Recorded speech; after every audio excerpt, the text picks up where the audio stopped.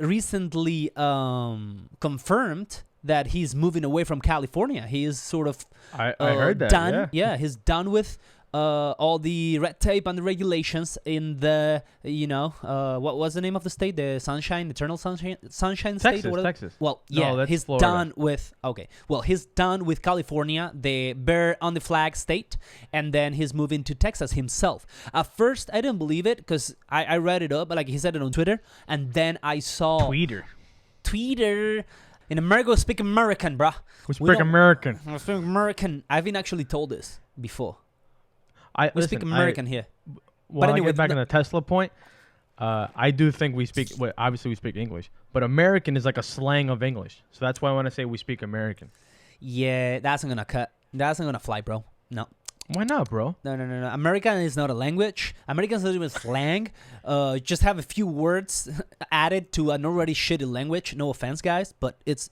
Wow. Did I ever tell you about my theory about the English language? No, let's not get into it because we're gonna get into it after my point on Elon Musk and the Exodus. Elon Musk. Yes. So Elon Musk confirmed that because at first he said, "Oh, I'm gonna move to Texas, yada yada," but the reality wasn't that clear because before he said that and got all fussed up about it, he had already been working on a mega factory, a gigafactory, I think he calls them, like a huge factory for their Teslas and their SpaceX projects down in Texas. So I was like, yeah, well, you just built last year, or at least inaugurated last year, huge ass factory in what's the name, Beaumont or something like that in California. Have you heard about this? Like he bought up a abandoned Toyota factory and he just remodeled it and made it into a Tesla factory. Yeah.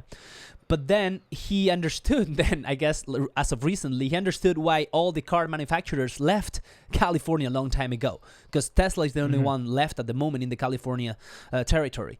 And so even though they have that gigafactory, they're building another one that should be done soon or already done in Texas, like around the Austin area. And apparently he says he's going to make his permanent residence Texas because it doesn't make sense for him to spend as much time in California as he is doing now. And he's been like bitching about the politicians. They're heavily inoperant and they keep putting obstacles for using coronavirus as an excuse for them not to move forward with their production of stuff for Tesla and SpaceX. So he's going away. And I've been after I read that, I just thought about it a little bit, but the other day I was thinking about it because I'm like, oh, why are all these fuckers moving away from New York and Los Angeles? And there's a huge tax incentive for them to move. And then I started to do some research, and it seems weird if we really care about money and only money, we are being fucked over in New York City or in New York, bro. Oh, yeah. I mean, apparently that's like, all the rich people. Did you know that Texas, amongst several other states, actually, we'll talk about it in a second because I built up a list over here. But do you know that they don't have an state tax? Income tax, yeah. So just like Florida. But you know what that means? Exactly, like Florida and Alaska. Yeah, you don't pay income tax. That's why a lot of athletes. Mm-hmm. That's why Miami and like Texas for some reason, sometimes, especially Miami, Florida. Yep. If they get a big contract, they put that into consideration because there's no income tax. Oh wow, so that's a factor, huh? Right. Huge factor. And then all these big companies, like Elon Musk, Tesla, he doesn't want to pay the high. He doesn't want to pay the taxes. So he's like, all right, fuck you. Mm-hmm. I can still make a fortune and not pay taxes. Why should I have to, And all these rich companies can afford to move to these states. Of course. And then the taxes that are in place that were meant for rich people could eventually trickle down to the middle class, and that could fuck over the middle class too. Right. Probably. That's also a theory. That's a theory. Well, that trickle down economics. People keep mentioning it, but then you go look for studies or actual solid research, and there's nothing on it. It's what they think and hope. It's so like, yeah, bro, but maybe you want to back it up. Yeah. So I was thinking, like, what do you think? Like, if you were to move, would you? I want to pose a question. Would you move away from the city, from New York, the place that saw you being born? really on the butt. You really put me on the spot right now, man. Am I? You are. Am I putting you? You are putting me in the spot. Tell me more. I always said I was born in Astoria. Yeah. I'm gonna live in Astoria. I'm gonna die in Astoria. You've been saying. You've always said this. You say. I've always said this. Got you. I'm not leaving. I don't like the notion of leaving New York City. Mm-hmm. But as you get older, I mean, rent over here is for a 1-bedroom is what, $1,800, $2,000. Mm-hmm. Like you could spend that money on a mortgage somewhere outside of the state, or even upstate. Or you can go, Yeah, it's southern pretty. states, pay less. Yep. Have a fucking 4-bedroom backyard, front yard. Yeah, but that's the eternal debate, though, right? Because the cost of living in New York is just it keeps getting higher, man. Mm-hmm, mm-hmm. So and Astoria is one example. Like 5 years ago, 6 years ago, I mean, you never saw these kind of rents before, and then people started moving in, and they kind of upped the rent. Just the Astoria it got so hot, so people were just buying property.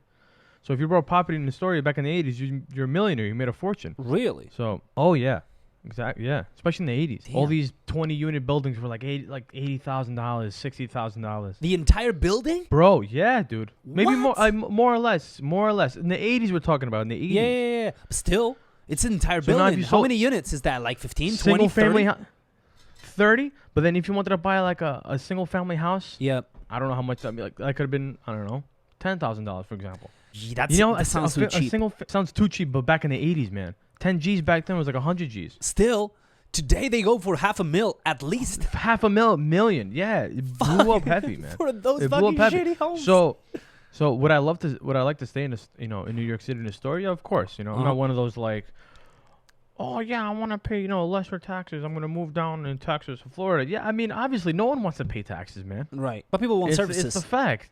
It's a fact. No one wants to pay taxes, but I think it's a matter of. I mean, everyone's got to change their whole lifestyle because they got charged 20% on their paycheck that they don't even realize. I mean, I don't know. Yeah, but like if people want to move to New York for a cheaper cost of living, then that's a whole different story. Like I said, it's a matter of priorities. It's like, what do you want your money invested in, right? Your very personal money. Do you actually want to live in a real cool place, but sacrifice some elements of maybe a more open living as huge spaces or open spaces within your own house, a backyard or some sort of like, open space behind your actual house? Is that worth that you live in a suburb where everything is like meh, and all you got is Dunkin' Donuts, Subway, and then Starbucks, and then after a McDonald's, and then after another Subway, and then after another Dunkin' Donuts, and so on and so forth? Or you want something a little bit more, unique in sense. But at the same time, New York City was becoming that. I actually have huge hopes now that everything's fucked up, allegedly, that a new beginning for the city happens, and things get rough for a while, but then something flourishes that's a little different, and it makes it more unique of a space, because it was becoming like a fucking Starbucks on top of Starbucks on top of a fucking Starbucks at least in Manhattan. Gentrification, my friend, gentrification. That's the word for it. It's not even. It's like they were making vegan, an adult vegan Disneyland. supermarkets, like Disney. Well, that's what they want. Who does though? I don't know. It's there are certain interests in it for sure. I mean, but I was like, I need to bring it to the Greco. I mean, the Greek will stay in thinks. Astoria no matter what. The Greek will always have his roots in Astoria. What if New York City becomes a very dangerous place? Would you still New York stay City there? is a dangerous place. It always was a dangerous place. It always was, but let's be honest. Lately, last 10 years at least, yeah, no, wasn't that? I mean, until listen, George man. Floyd. If you, New York. Bro, we're not talking about it. I'm just mentioning the fact that kind of made. That was in Minnesota. That wasn't even in New York City. Yeah, well, but the police and all that stuff. Listen, man. Listen. Yeah. New York, especially in the 70s, was a big shithole. Exactly. The 80s worse than it is now. Mm-hmm. Worse than it is now. I mean, way worse. I can't. But also, the data. also, I can't confirm or deny because I wasn't alive in the 70s, obviously. So right. But just looking at images and videos and stories that Yeah. I'll send you some stats. I mean, it was a shithole, man. Fucking, you probably get jumped in the subway every time you jumped on there. Like the subway was like one of the worst places to go. It was definitely and now, risky. what makes it worse now is that people have the Citizen app with the the Citizen app. Yep. So all these crimes are popping in the city, and everyone's looking at it like, oh fuck, man, New York, our neighborhood's getting rough, our neighborhood's getting dangerous. Well, I don't know, man.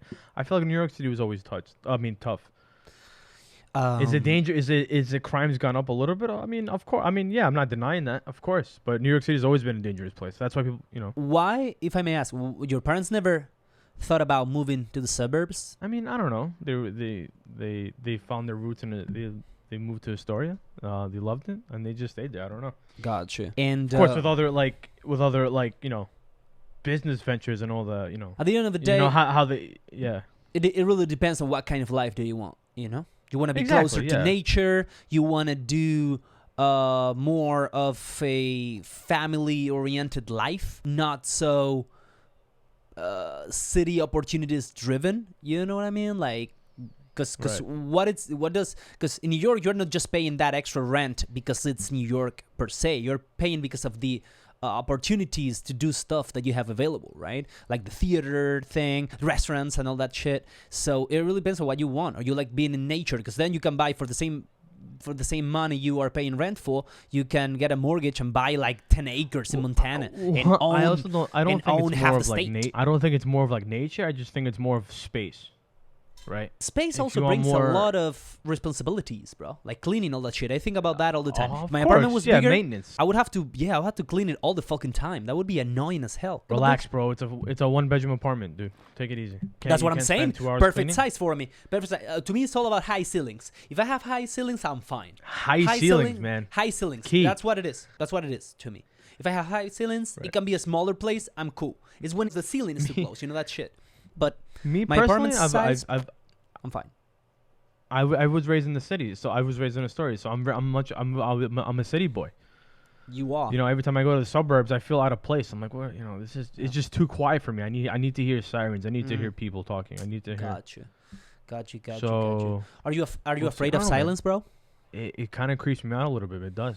I feel you. Please, we do need your support. So don't forget to go on YouTube, Facebook, Instagram, Spotify, iTunes, and subscribe, follow, and do all those things that imply engagement with our project. Please do so we can move forward.